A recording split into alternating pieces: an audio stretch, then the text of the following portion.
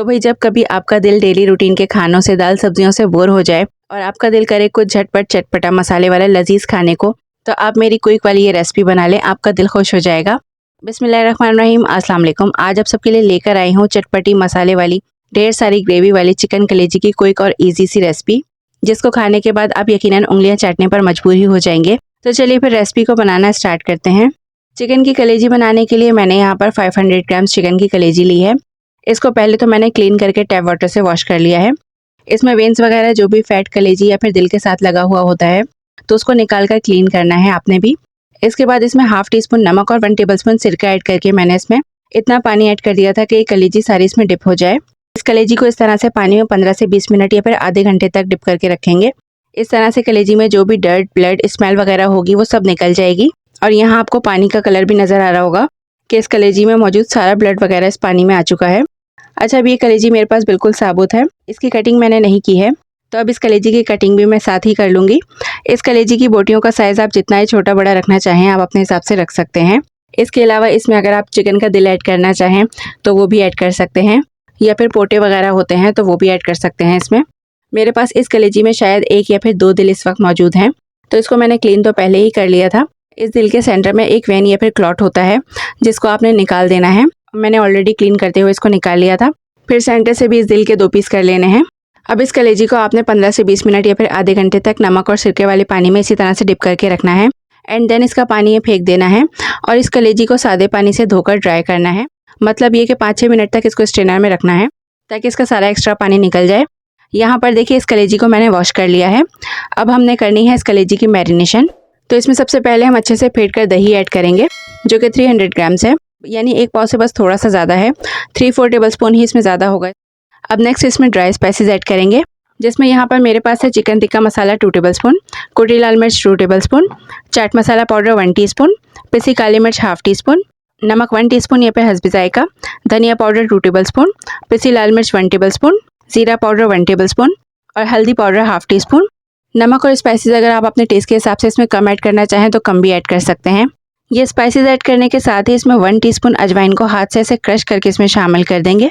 इसके बाद इसमें 1/4 teaspoon orange food colour add करेंगे। ये ऑप्शनल है, अगर आप ऐड करना चाहें तो ऐड कर दें, वरना आप इस कलर को स्किप भी कर सकते हैं।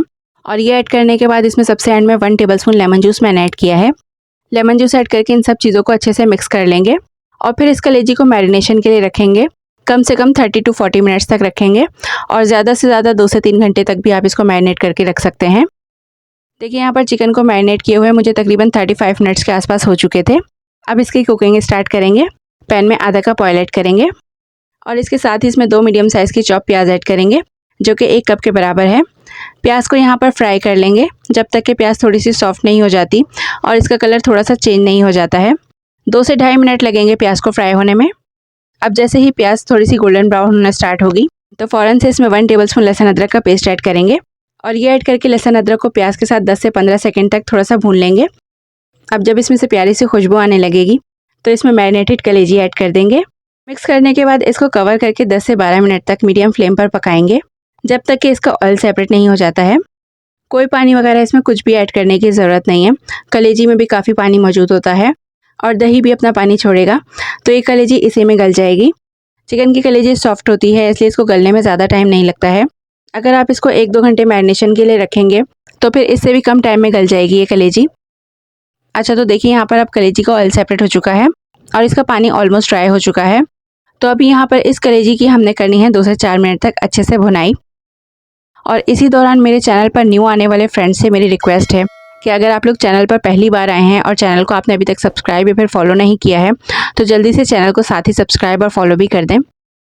तो देखिए यहाँ पर इस कलेजी की मैंने भुनाई कर ली है और कलेजी भी हमारी बेहतरीन सी गल चुकी है। तो अब इसमें ऐड करेंगे 1 टेबलस्पून कसूरी यानी ड्राई मेथी। तो मेथी को हाथ से क्रश करके इसमें ऐड कर देंगे। इसके साथ ही इसमें 2 मीडियम कटी हुई हरी मिर्चें और 2 टेबलस्पून कटी हुई अदरक इसमें ऐड कर देंगे।